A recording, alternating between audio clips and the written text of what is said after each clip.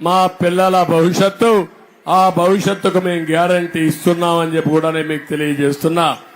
ఇది కాకుండా ఈ రోజు రైతును రాజుగా చేస్తాం, 20,000 రూపాయలు ఇస్తాం.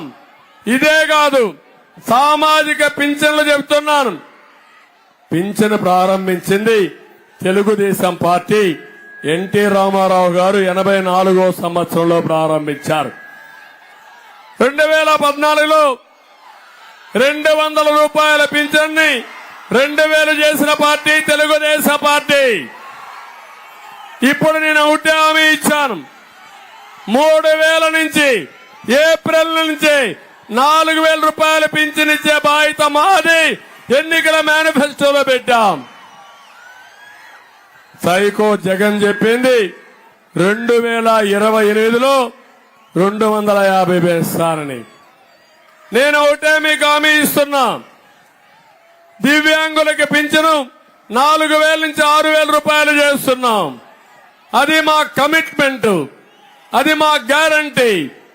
నువ్వు మాయమాటలు చెప్పి మేమేదో పింఛన్లు తీయేస్తాం, వృద్ధులకంతా అన్యాయం చేస్తామని మాట్లాడుతున్నారు. మేము సూపర్ 6 పెట్టాం, ఎన్నికల మేనిఫెస్టో పెట్టాం. అందులో చాలా స్పష్టంగా 4000 రూపాయల పింఛను ఏప్రిల్ నెల నుంచి ఇంటికే వచ్చి వాళ్ళకిచ్చే బాధ్యత మాదని మరొకసారి మీ అందరికీ హామీ ఇస్తున్నా. ఈ ముఖ్యమంత్రి శవ రాజకీయాలు చేస్తున్నాడు.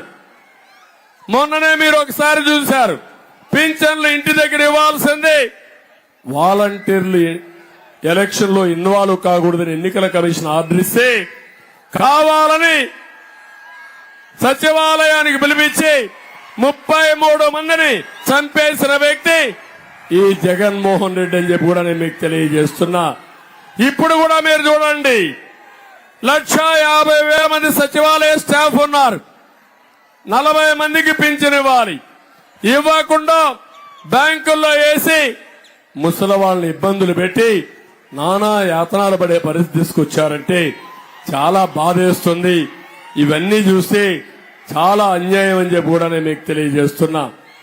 ఇది కాకుండా చంద్రన్న బీమా పేరు కింద మేము ఎన్నికల మేనిఫెస్టోలో తీసుకొస్తున్నాం. ఎవరైనా సహజ మరణం అయితే 5 లక్షలు, ఎవరైనా యాక్సిడెంట్ చనిపోతే 10 లక్షలు తీసుకొస్తామని కూడా మీకు తెలియజేస్తున్నా. ఇంకో పక్క ఆరోగ్య బీమా ప్రతి ఒక్కరికి 25 లక్షల రూపాయలతో తీసుకొస్తాం. బీసీ డిక్లరేషన్ తీసుకొచ్చాం. నాయి బ్రాహ్మణులకు న్యాయం చేస్తాం.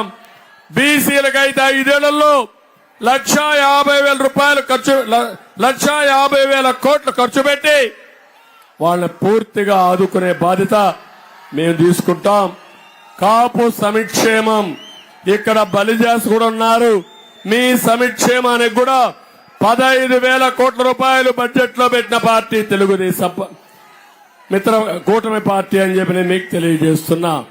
వీళ్ళకే కాకుండా క్రిస్టియన్స్ గాని అందరికి పెట్టాం. కడాన రవాణా రంగానికి కూడా మీరు చూస్తే ప్రతి ఒక్క డ్రైవర్ కి సంవత్సరానికి 15,000 రూపాయలు ఇచ్చే బాధ్యత మాదని మీకు హామీ ఇస్తున్నా. ఇలాంటి కార్యక్రమాలతో ఈ రోజు మేము మీ ముందుకొచ్చాం. ఇక్కడ ఒకసారి మీరు ఆలోచిస్తే నేను ఒకటే హామీ ఇస్తున్నా, మాకు కమిట్మెంట్ ఉంది, చేయాలని పట్టుదల ఉంది, ఈ యువతను సమర్థవంతంగా ఉపయోగించుకోవాలని ఆలోచన ఉంది. నేను ఇవన్నీ చేస్తా ఉంటే పవన్ కళ్యాణ్ గారు ఒక సజెషన్ ఇచ్చారు. సెన్సస్ ఉంది, జనాభా చేస్తున్నారు, బీసీల కోసం అడుగుతున్నారు, ఎస్సీల కోసం అడుగుతున్నారు, మతాలు కూడా అడుగుతున్నారు. కానీ ఏవైతే నైపుణ్యం ఉందో స్కిల్ సెన్సస్ పెట్టి మన యువతకి ట్రైనింగ్ ఇవ్వగలిగితే ప్రపంచాన్ని జయిస్తారంటూ ఆయన ఒక ఉదాహరణ చెప్పాడు.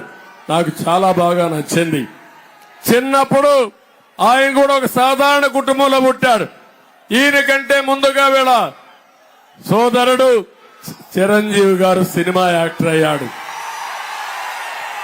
ఆయన సినిమా యాక్టర్ అయితే ఈయన్ని కూడా సినిమా యాక్టర్ చేయాలని ట్రైనింగ్ పంపించాడు. ఆ రోజు చిరంజీవి గారు ట్రైనింగ్ పంపించకపోతే పవన్ కళ్యాణ్ మామూలుగా ఉండేవాడు.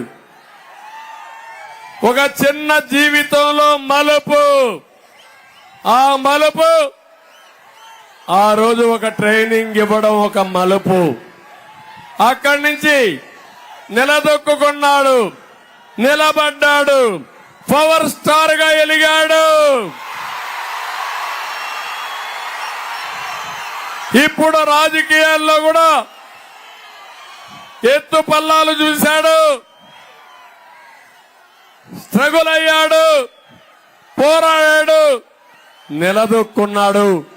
అది జీవితం నేర్పించిన గుణపాఠం. సరైన సమయంలో ఒక నిర్ణయం ముందుకు తీసుకుపోతుంది. అదే మేము ఆలోచిస్తున్నాం. రాష్ట్రంలో ఉండే ప్రతి ఒక్క యువతకి చేయూతనిచ్చి మీ భవిష్యత్తు బంగారు భవిష్యత్తు చేయడం స్కిల్ సెన్సస్ ఉద్దేశం, స్కిల్ డెవలప్మెంట్ ఉద్దేశం. ఇక్కడే ఉన్నాడు నారాయణ గారు, ఈ ఊర్లోనే పుట్టాడు. ట్యూషన్ పెట్టుకుంటూ ఉండేవాడు ఒకప్పుడు. దాంతో ప్రారంభించి కోచింగ్ సెంటర్ పెట్టాడు. దేశం మొత్తం పెట్టాడు. నారాయణ ఎడ్యుకేషన్ ఇన్స్టిట్యూషన్స్ పెట్టి ఒక బ్రాండ్ ఎస్టాబ్లిష్ చేసిన వ్యక్తి నారాయణ గారని చెప్పి కూడా నేను మీకు తెలియజేస్తున్నా.